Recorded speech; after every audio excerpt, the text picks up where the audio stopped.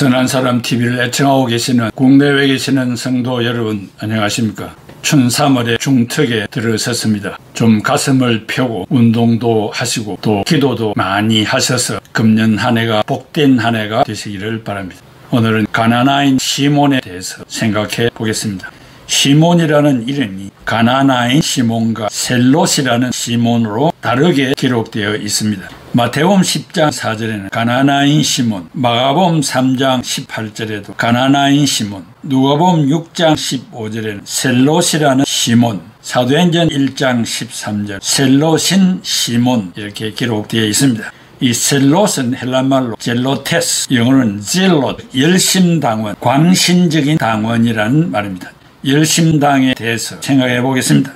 예수님이 활동하시던 시대에 바리새파, 사두개파, 에세네파, 열심당 등 몇 개의 당파가 활동하고 있었습니다. 열심당은 제일 뒤에 만들어진 당으로서 극단적인 국수주의 단체이며 아마도 시몬이 이 당에 속해 있었던 것 같습니다. 열심당의 기원은 BC 167년경 신구약 중간시대에 마카비 형제에 의해서 시작이 되었으며 외세의 침범을 막으려는 자들에 의하여 만들어졌습니다. 민족의 독립과 자주성을 방해하는 모든 사람을 죽이는 운동을 했습니다. 이들은 극단적 형태를 가지고 있었고 폭력을 사용하고 로마의 친근한 성향을 가진 자들을 색출하여 죽여버렸습니다. AD 70년에 예루살렘이 로마군에 의하여 포위되었을 때 평화론자들을 모조리 살해함으로 예루살렘을 벗어나 서해안을 따라 내려가면 서남쪽의 높은 언덕 위에 있는 난공불락을 자랑하는 요새 마사다에 자리하여 항전하였습니다. 예수님이 죽으신 후에 유대가 로마의 통치를 받는 시대가 되었습니다. 예루살렘 성전은 로마의 디도 장군에 의하여 파괴되고 많은 유대인이 로마로 잡혀갔습니다. 민족적인 순환을 당하던 때에 자체적인 힘이 없어 끝까지 싸우겠다는 사람들이 마사다에 올라가서 싸웠습니다. 마지막에는 힘이 없어서 로마 군대가 올라오기 전에 항전자들이 가족과 함께 집단 자살을 하여 1,000여 명이 죽었습니다. 본인도 성지 순례시에 올라가 마사다의 광경에 그림을 하나 구입했습니다. 어떤 물건이든지 글이 새겨져 있습니다. 마사다 shall never fall again. 마사다는 다시 함락되지 않을 것이다 라는 글을 새겨놓고 있습니다. 사도 시몬은 맹목적인 것에 열심하는 사람이 아니라 나라를 사랑하는 일과 율법을 철저히 준수하는 열렬한 신자라고 할 수 있습니다. 예수님의 부르심을 받은 후에 그의 기질대로 예수님의 가르침에 열광하는 적극적인 사도가 되었습니다. 그는 어떤 시련이 와도 예수님이 함께 하신다는 것과 죽은 이후에도 영생을 누리며 주와 함께 영원히 사는 신앙의 소유자였습니다.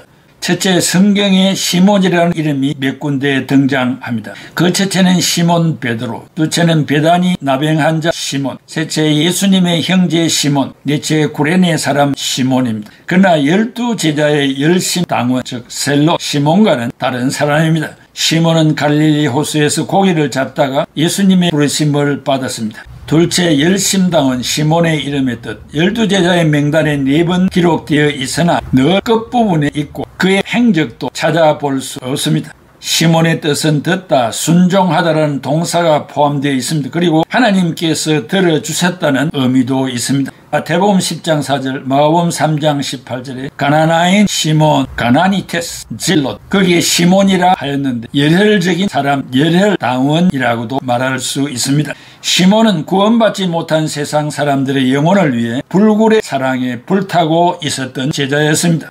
셋째는 예수님을 만나기 전의 상태입니다. 12사도로 부르심을 받기 전에는 바리새파에 속한 열심당원이었고 유대 민족의 해방을 위해 열심히 싸웠던 사람이었으나 이제는 그 사랑을 주님을 사랑하는 것으로 성화시켜 헌신하였습니다.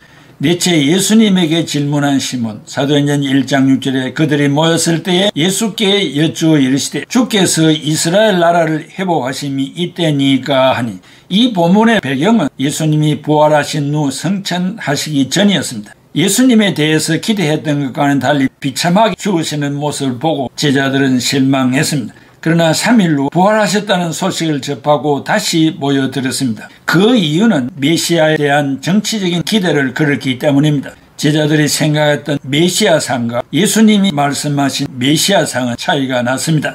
제자들의 메시아상은 유대를 로마의 식민지 정책에서 해방시키고 살기 좋은 나라로 만들어줄 것을 기대하였습니다. 옛날 다윗보다 더 강한 힘으로 고통받는 유대 민족을 유토피아의 세계에서 살 수 있도록 만들어줄 것으로 믿었습니다. 시몬이 왜 12제자가 되기를 원했을까요? 열심당원들이 못다 이룬 민족 해방의 꿈을 예수님이 성취해 줄 것을 기대하여 가입하였습니다. 그런데 예수님이 십자가에서 비참하게 죽으신 더 이상 희망이 없다고 실망하였는데 그 예수님이 죽음의 권세를 이기시고 부활하였다고 하니 이제는 무엇인가를 우리에게 보여주실 것이라는 꿈과 기대를 가지고 모여들었습니다. 그런데 나라를 어떻게 한다는 이야기는 없고 상상 외의 말씀을 하셨습니다. 사도행전 1장 4절에 사도와 함께 모이사 그에게 분부하여 이르시되 예루살렘을 떠나지 말고 내게서 들은 바 아버지께서 약속하신 것을 기다리라. 사도행전 1장 6절에 그들이 모였을 때 예수께 여쭤와 이르시되 주께서 이스라엘 나라를 회복하심이 이때니까 하니 우리 민족의 해방의 때는 언제입니까? 이런 질문을 제자 중에 누가 했겠습니까? 신학자들은 12제자 중에 자기 민족의 해방을 염원하는 사람이 있다면 열심당원이었던 시몬이 질문을 했을 것이라고 합니다. 시몬의 질문에 대답하시기를 사도행전 1장 7절에 이르시되 때와 시기는 아버지께서 자기의 권한에 두셨으니 너희가 알 바 아니요 라고 했습니다. 즉 회복의 때가 올 것인데 하나님이 하나님의 방법으로 하실 것이라는 것입니다. 예수님이 이 땅에 오신 목적을 다시 한번 갈파하십니다. 너희들이 해야 할 일은 민족 해방보다도 더 중요한 일이 있다. 그것은 사도행전 1장 8절에 오직 성령이 너희에게 임하시면 너희가 권능을 받고 예루살렘과 온 유대와 사마리아와 땅끝까지 이르러 내 증인이 되리라 하시니라고 명령하였습니다. 예수님은 좁은 생각의 소유자가 아닙니다. 즉 나라를 사랑하는 것을 반대하거나 책망하시지 않았습니다. 예수님의 사역을 깊이 통달해 보면 유대를 중심하여 사신 것이 아니라 전 세계를 가슴에 품고 사역하셨습니다. 바꾸어 말하면 예수님은 세계 인류가 창조주 하나님과 어떤 관계를 맺고 살고 있느냐에 생명을 바치셨습니다. 정치적인 억압에서 벗어나는 과제보다도 죄의 억압에서 해방되는 것이 최우선 과제이며 그러므로 속히 죄사함 받고 하나님과 올바른 관계를 맺는 것이라고 말씀하셨습니다. 다섯째, 시몬의 삶과 죽음. 초대교회 문서를 살펴보면 제자들마다 그들을 표징하는 그림들이 있었는데 시몬에게는 성경 위에 물고기를 그려놓고 그 옆에 시몬이 서 있는 그림을 나타내었습니다. 물고기는 사람을 낚는 어부로 사용되었습니다. 시몬은 오순절 이후 주님이 주시는 말씀을 그대로 받아 나의 나라와 나의 민족을 사랑하였는데 이제는 그 사랑이 성화되어 세계와 민족을 사랑하는 자가 되었습니다. 그리하여 소아시아에서 북아프리카로 가서 이집트에서 흑해 지방까지 갔고 영국 런던에서 복음을 전하여 영국 국민들은 전 세계에 선교사를 파송하는 나라가 되었습니다. 시몬은 영국에 오래 있지 않았고 다시 페르시아로 가서 복음을 전하다가 폭도들에게 붙잡혀 톱으로 켜서 잔인한 순교를 했습니다. 여섯째, 교훈. 시몬에게 특별히 배울 수 있는 것은 성숙한 변화의 과정입니다. 유대 민족의 사랑에서 예수님의 사랑으로 성화되었고 유대 민족의 사랑에서 세계 민족의 사랑으로 성화되었고 온 세계를 향하여 실천적으로 복음을 전하다가 순교하였다는 점입니다. 이렇게 되기까지의 성숙의 과정을 살펴보면서 세 가지를 배우고자 합니다. 그 하나는 형이하학적인 야망에서 형이상학적인 하나님의 뜻에 순복시키는 훈련을 했습니다. 시몬의 야망이 무엇이었습니까? 유대 민족을 로마의 쇠사슬에서 해방시키는 것이었습니다. 그러나 예수님을 만난 후 그 민족을 해방시키는 것이 정치적인 굴레를 벗기는 것이 우선이 아니라 복음을 전하는 것이 최우선 과제임을 깨닫게 되었습니다. 내가 가진 꿈과 열심이 제 아무리 귀중한 것이라도 하나님의 뜻에 합당한 것이 되어야 합니다. 시몬이 예수님께서 유대를 로마에서 해방시켜 주실 것만 믿었다면 예수님은 실망했을 것입니다.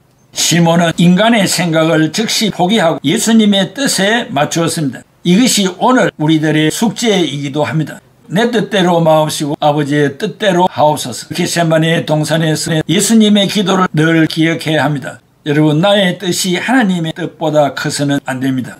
둘째는 나의 이념을 다른 사람과 조화해야 됩니다. 시몬은 열심당원 출신입니다. 로마의 녹을 받아먹고 사는 공무원들을 보며 죽이고 싶었습니다. 그런데 세리마태가 12제자에 속해 있었습니다. 둘 중에 하나가 이념을 바꾸지 아니하면 공동체 생활은 어려울 것입니다.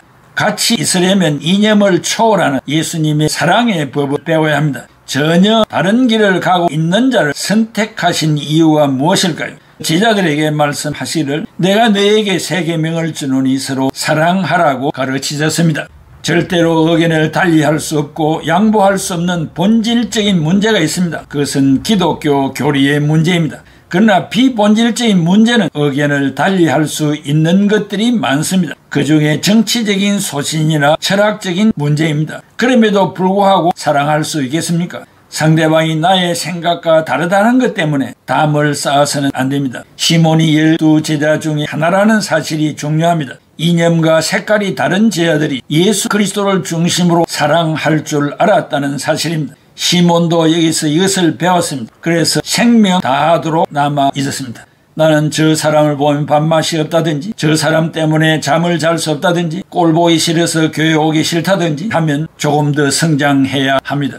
서로 용납할 줄 아는 데까지 이른 사람은 성숙한 사람입니다. 셋째, 성숙의 원인. 모든 것의 기한과 때는 하나님이 주관하시니 하나님에게 맡기고 네가 꼭 해야 할 일은 예루살렘에서 땅끝까지 복음을 전하는 것이다 라는 말씀을 들은 시몬은 실망했을 것입니다. 왜냐하면 지금까지 나의 민족에 대한 열정이 한순간에 박살이 나기 때문입니다. 그럼에도 불구하고 시몬은 예수님이 말씀하신 것이 저의 생각보다 더 큰 과제라면 순종하겠습니다라고 대답했습니다. 성령님께서 시몬을 붙잡아 주신 것입니다. 성령의 역사가 없이는 어떤 열매도 기대할 수 없습니다. 사람이 변화를 받는 과정의 배후에는 항상 성령님이 역사하십니다. 사도행전에서 말씀하시는 성령 충만의 증거는 선교와 전도로 나타납니다. 선교와 전도하라고 성령님이 임하십니다. 그래서 시몬이 생명도 기쁨으로 바칠 수 있었습니다. 우리도 시몬이 걸어간 길을 걷게 해야 하겠습니다.